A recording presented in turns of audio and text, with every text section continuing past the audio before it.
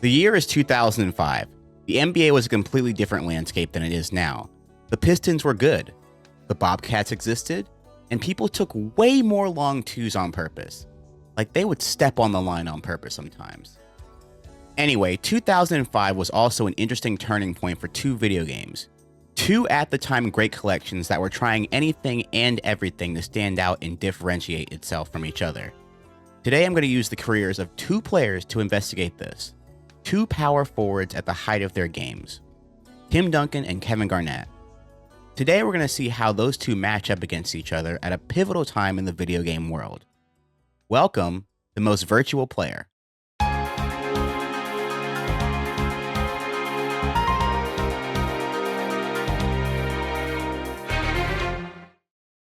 Today we'll be breaking down the video game stature of Tim Duncan and Kevin Garnett in NBA Live 06 and NBA 2K6.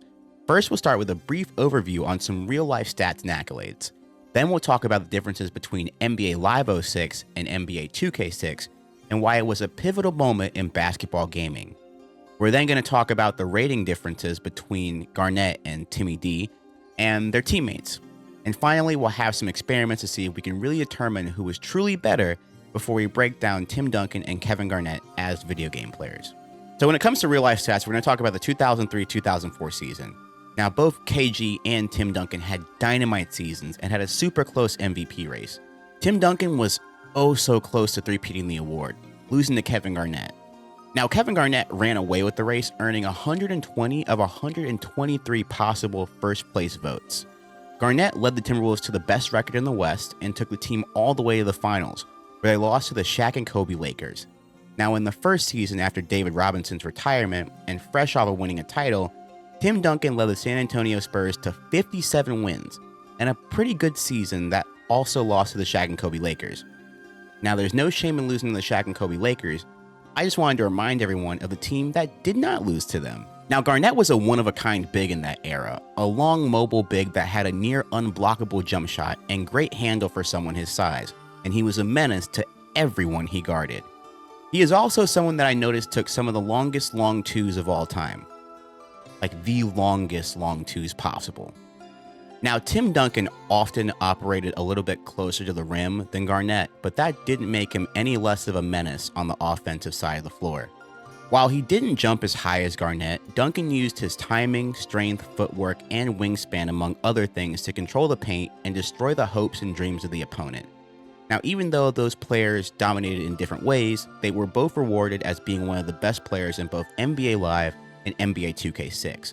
But to figure out which one is the better video game character, we also have to figure out what stands out in each video game. Now, NBA 2K6 was a big improvement compared to NBA 2K5, and the big reason was the implementation of the shot stick. For a long time in both NBA Live and NBA 2K, shooting was resigned to the buttons, while the right analog stick was often reserved to crossover moves or juke moves, if it was even used at all.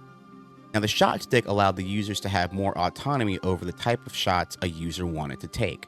For instance, if a player wanted to shoot a left-handed layup in a way to protect the ball or throw off the defense, the player could then move the analog stick a certain way to trigger one of the animations in that category. This is way better than what I call playing animation roulette, which is when the video game does something that you want to do, but not exactly in the way that you want to do it, and it's not really the greatest result. Now, animation roulette will always exist in these games, don't get me wrong, but the addition of the shot stick introduced the user to new helpful animations that rewarded basketball IQ. With these new animations, you could strategically try to avoid contact or try to draw contact and get to the free throw line. You could perform up and under moves from the post and even decide which shoulder you wanted to fade off of. This made the low and high post mind games a thing of beauty, and in an era where a lot of the stuff ran through the post, it made for a way more realistic feel to the game. Now, when it came down to a more realistic feel for the game, EA Sports had a different idea. EA Sports introduced a thing called Freestyle Superstars. You see, EA realized that some players are better than others in the game, but it never really displayed visually. In NBA Live, every dunker more or less had the same animations, and it was really split by height, where a guard with a high dunk rating would be given a few different animations, but there was a big overlap otherwise, in my opinion. Now, Freestyle Superstars tried to emphasize the different types of ball players. The Freestyle Superstar types were stopper, shooter, scorer, power, high flyer, and playmaker. Now, each player had the ability to have multiple Freestyle Superstar types, including the ability to have one in the offensive end and the defensive end. Now, I'm not going to lie, I never really liked this system. As someone that loves NBA Live, I can talk about this endlessly, but for the sake of this video, I'll keep it brief. My main gripe with the system is that it doesn't make for a fluid or seamless style of play out of certain players in this game. For example, Tim Duncan and Kevin Garnett are both inside scorers and power players. However, you're only able to equip one at a time and can't switch them mid-game. Now imagine if the avatar was only allowed to use one element at a time and can only switch elements after a fight. That doesn't sound fun, right? I didn't even get to more complicated players like LeBron James, Kobe Bryant, and Tracy McGrady. So this system tries to make the players more creative and reflective of their games, but it kind of just restricts them more instead. Now NBA Live 07 tries to combat this issue, and I'll get to this at the end of the video. Either way, Kevin Garnett and Tim Duncan had similar player animations at their disposal, even though their playstyles aren't completely the same. Now the Freestyle Superstar benchmarks are determined by having certain benchmarks to certain attributes, which is a good time to talk about the individual attributes of each player in both NBA Live 06 and NBA 2K6. The attribute categories are sometimes a great way to tell what each game prioritizes when it comes to gameplay and what makes the good players great. Now I made this video because Tim Duncan and Kevin Garnett are 99 overalls in 2K, but they're not in NBA Live. Kevin Garnett is seen as the best non-legend player in NBA Live with a 96 overall, but Tim Duncan's overall is a 91. Kobe and LeBron are both 95s, McGrady is a 93, and Tim Duncan shares an overall with cover athlete Dwayne Wade, who is a 91. In NBA Live, the biggest difference between them is the jumping ability, where Kevin Garnett has 29 points on him. For the most part, when it comes to the rating differences, a lot of these aren't close enough to affect the gameplay in my opinion. They are pretty close when it comes to dunking, rebounding, and blocking, some of the core staples of a video game. Now, the main interesting thing is that Tim Duncan is a 99 inside scoring, while Kevin Garnett is an 88. Also, Tim Duncan is an 85 field goal, while Kevin Garnett is an 80. Now, there's not really much information to go off of, but I have to guess that the difference between inside scoring and field goal scoring is inside scoring is probably low post, at the basket, etc. While field goal, I guess, has to be everything inside the three-point line. Like everything inside the three-point line, including foot on the line. I feel like field goal being such a vague overall leads to some very misleading ratings throughout the game, in my opinion. Now, there is one big difference across the game, and before I go into it, I want to ask you a question. Is Tim Duncan a good dribbler? Think about it for a second. Is Tim Duncan a good dribbler? In NBA Live 06, Kevin Garnett is given a 59 dribble rating that allows him to handle the ball with some great speed for a big. Tim Duncan, on the other hand, is given a 46 dribble rating, which leads to slower ball handling moves and often even losing the ball when he crosses over too much. However, Garnett's 59 overall seems to be enough to have that problem significantly less often. I think that this is a big deal, and after getting a little bit curious, I changed Garnett's handle to 46 as well, and he still doesn't lose the ball. This tells me that other factors are at play here. I turned both the speed and quickness down to match Duncan's, but that didn't work. So not really seeing anything else attribute-wise, I had one more theory. Tim Duncan does outweigh KG by 40 pounds. There's no way, right? Right? NBA Live 06 does this thing called body type. Now, 240 pounds is the border between medium and thick. This can't be changed. It's tied to weight. And since I can't change Kevin Garnett's weight in the game, I had to create a player and give it Kevin Garnett's exact attributes to test it out. Mirroring Kevin Garnett's stats, our created player did not lose the ball. When I changed it to Tim Duncan's dribble speed, quickness, and weight, that did work. I was losing the ball with ease. Now, the next thing I did was change the body type to medium, and I only lost the ball once, but it took so much longer to do it. I think this allows me to make a conclusion that NBA Live, early NBA Live, said that thick boys just can't dribble. I think tying the dribble moves to weight really speaks to the lack of individualism in early basketball games. Yeah, Tim Duncan wasn't Kevin Garnett with the dribble moves, but I really don't think he was in the realm of Kwame Brown, rookie year Andrew Bogut, or Zaza Pachulia either. On the other hand, NBA 2K6 does seem to agree with me, as Kevin Garnett has a 75 dribble and Tim Duncan is a 70 overall dribbler. This gives them both access to the quicker animation threshold, which really unlocks how to use them. In NBA 2K, you didn't lose the ball as often as in NBA Live, but you were a heck of a lot easier to pick, and you weren't able to maneuver as well. In NBA 2K6, Duncan and Garnett's ratings are a little bit more even. The main differences are how Duncan was the best shot block artist, while Garnett was better at stealing the ball as well as being a better passer. But all in all, I think the 2K attribute gaps are closer than the NBA Live ones. We've gotten some of the mild differences out of the way. Let's start the trials to see who really is better. The first trial is going to be 3 games of 1-on-1 in each game. Games to 21, no make it take it. The next trial will be 3 team matches against each other in each game. Then we do the 3 team matches again with Garnett and Duncan swapping teams. Then we're going to do 3 full season sims of Garnett and Duncan swapping teams to see if it really makes a difference. Going to the 1-on-1 stats, starting with 2K6, Tim Duncan won the best of 7 series.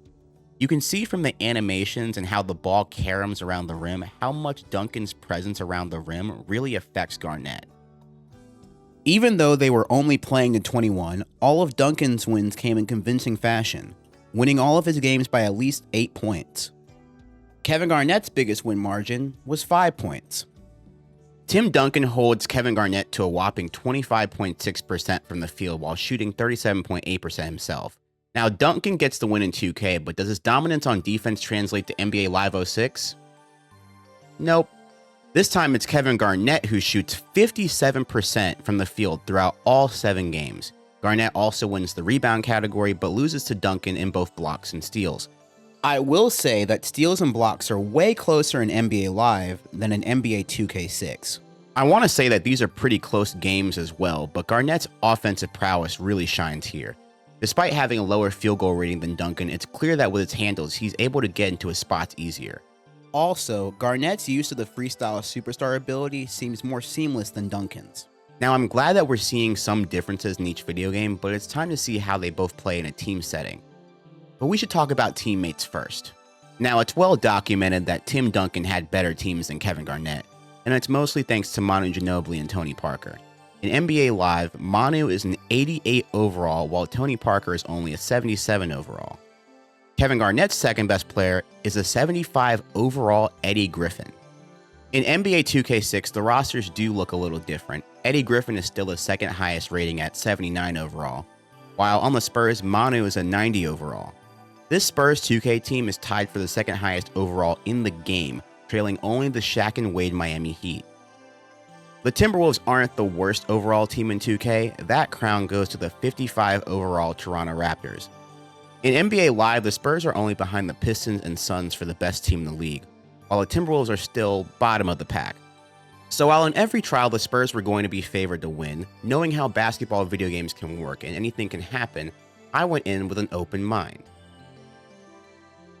On 2K6, in the 3 games where they went head-to-head on their original teams, the Spurs won 2 of the 3 games. We had 6-minute quarters. Garnett had a pretty rough go at it, while Tim Duncan was able to play great with great efficiency. Now in NBA Live, the Duncan-led Spurs swept the Timberwolves. I will say that only one of these is a double-digit loss, but the Spurs pretty easily have these games under control the entire way. In this sim, Kevin Garnett was clearly the best player on the court, outplaying Tim Duncan in most categories. Unfortunately for him, it didn't matter, as Duncan's Spurs teammates shouldered the scoring responsibility. So you can see that these 2 video games emphasize way different basketball philosophies. NBA Live is what I would consider the more arcade-style basketball out of the 2. There is defense in the game, but it's not as effective as NBA 2K's. From what we can deduce from the 1-on-1 contest earlier, it seems easier to contest and alter shots in NBA 2K6, while in NBA Live, the shooting and freestyle controls give offensive players many animation angles and opportunities to knock down more shots. Also, it's pretty clear that the supporting casts are a huge factor in each game, as the Timberwolves were looking more towards Kevin Garnett to make all the plays, while the Spurs were able to switch between Duncan, Ginobili, Parker, and all the other weapons. Kevin Garnett getting a win in 2K over the Spurs is not something to overlook either. It shows that it's possible to pull off the upset. Now let's see if Duncan can do the same thing. The great thing about Duncan and Garnett being the same position is that I can swap their teams without really messing up the rotation on either side, which is a win. In the reverse battle, Tim Duncan actually got a win in NBA Live 06 with the Timberwolves, whereas in NBA 2K6, the Garnett Spurs swept. KG and Tim Duncan had more identical stats this time around. What isn't close is the rest of the team's point totals. In NBA 2K6, the Timberwolves supporting cast gave Tim Duncan 25 points per game in the 3 losses, while the Spurs averaged 38.6 points, which is needed because Kevin Garnett only scored 4 points in every game, but he had 10 rebounds per game. His scoring just wasn't needed. Again, there is something that must be said about the additional help of Parker and Ginobili. In NBA 2K, there are only 3 other teams that have 2 players with 90 overalls or higher: the Shaq and Wade Miami Heat, the Nash and Amari Stoudemire Phoenix Suns, and the Jason Kidd Vince Carter New Jersey Nets. The Spurs also have 8 players that are 80 overall or higher. The Timberwolves, again, have 1. It's just Kevin Garnett. In NBA Live, Manu Ginobili is the 16th best player in the game. On top of that, San Antonio has 5 freestyle superstars in the game. Minnesota has, you guessed it, 1, and it's just Kevin Garnett. Now, it's one thing not having that much help in the real world, but I would argue that it's another thing entirely to not have that much help in a video game. In my opinion, across every sports video game, a fun video game team needs at least 2 fun players. Hockey, basketball, football, baseball. It's always more fun to have more than 1 fun player to play off of. The only other team in NBA 2K6 that doesn't have over 2 players 80 overall is the 58 overall Atlanta Hawks. And if you're wondering why the Timberwolves are this bad, it's because they did it to themselves, but in a funny way. In 2000, the Timberwolves were caught trying to dodge salary cap regulations by trying to pay Joe Smith a secret deal. And they didn't lose just 1 first-round pick for it. They lost 5. Now, the NBA eventually softened that a smidge, but the damage was already done. We have a Timberwolves collapse video on the entire Timberwolves downfall because you know us, we always make bangers. It's time to get to the full season simulations with Garnett and Duncan on opposite teams. We did 3 one-season simulations so we could cover the tracks for injuries and whatnot. In the 2K season sims, the Garnett-led Spurs averaged 54 wins, while the Tim Duncan Timberwolves averaged only 36 wins. Surrounded by better teammates, Kevin Garnett was able to win MVP twice, while Duncan won Defensive Player of the Year all 3 years. Duncan and Garnett were all NBA first and second team respectively, for 2 of those 3 years. Now, I will say that Garnett was not able to get the Spurs team to a championship as they fell short every year. In the NBA Live version, the Spurs averaged 56 wins, while the Tim Duncan Timberwolves averaged 44 wins a season. In that game, neither of them won MVP, while Garnett was All-NBA 1 time and Defensive Player of the Year once. Tim Duncan was first-team All-NBA twice, but never won Defensive Player of the Year. Now, there was a part of me that just wanted to do the reverse season simulations because it would give me a nice parallel to what happened in real life. But then I remembered that's just not how it works. So for the final experiment, the bonus experiment, I decided to put them back on their original teams just out of curiosity and do full season sims.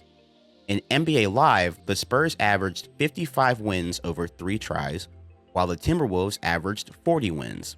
Duncan and Garnett again posted nice stats except for the second go-round, where Duncan only averaged 10 points and 10 rebounds despite starting and playing the same amount of minutes.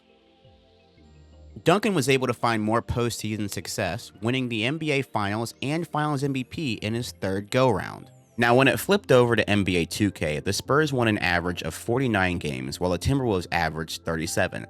While Duncan wasn't able to keep up with Garnett's regular season success, he also won a championship in the 3rd go-round of this video game. But something weird happened. Each year, Kevin Garnett won MVP and Defensive Player of the Year. In real life, only Michael Jordan, Hakeem Olajuwon, and Giannis Antetokounmpo have won it in the same season. Garnett averaged over 27 points per game and 14 rebounds per game, over 4 assists, over 1.8 steals, and over 1 block per game. I'm impressed that Kevin Garnett won the MVP and Defensive Player of the Year, but I have to say that it's weird for the video game to give him this award. On one hand, I can't remember the last time an MVP award has been given to someone whose team finished under 500. Now with that all out of the way, it's time to pick who was the better video game character. Now I would think back in the day when I would do fantasy draft franchises where I would pick Kevin Garnett.